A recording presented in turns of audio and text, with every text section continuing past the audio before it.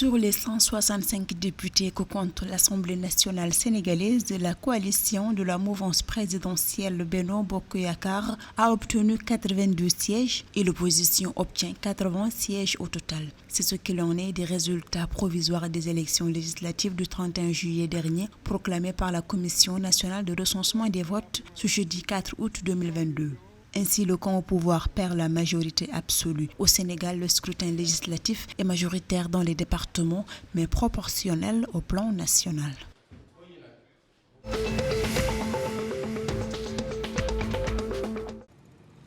Le Front patriotique est le tout nouveau mouvement citoyen au Burkina Faso, officiellement lancé par 33 organisations citoyennes, des partis et mouvements politiques ce jeudi 4 août 2022 à Ouagadougou, la capitale. À en croire ses leaders, ce mouvement citoyen a pour but de se dresser contre toutes celles ou tous ceux qui veulent faire de la patrie leur chose, qui se battent pour faire des ressources de l'État leur chose. Une manière pour ces associations de la société civile et ces partis politiques d'unir leurs forces pour faire face aux différents changements de régime au Burkina Faso.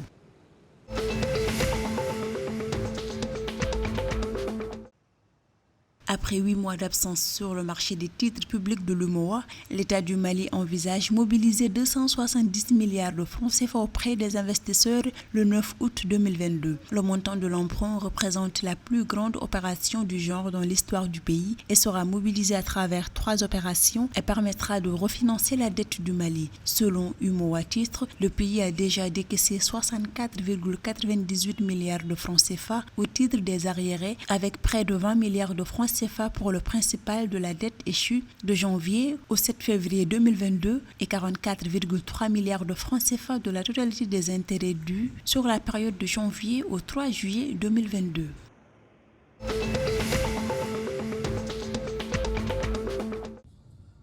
La Direction générale des impôts du Bénin, DGI, poursuit son projet de modernisation de ses services et la simplification de ses procédures. À cet effet, l'administration fiscale du Bénin s'est dotée depuis 2017 d'un outil moderne de déclaration et de paiement des impôts et taxes en ligne. Cette digitalisation des procédures a favorisé un accroissement des mobilisations des recettes, notamment fiscales, notant près de la DGI. De 2017 à 2021, les recettes ont connu un accroissement de 13,1% contre 5,7% sur la période de 2012 à 2016.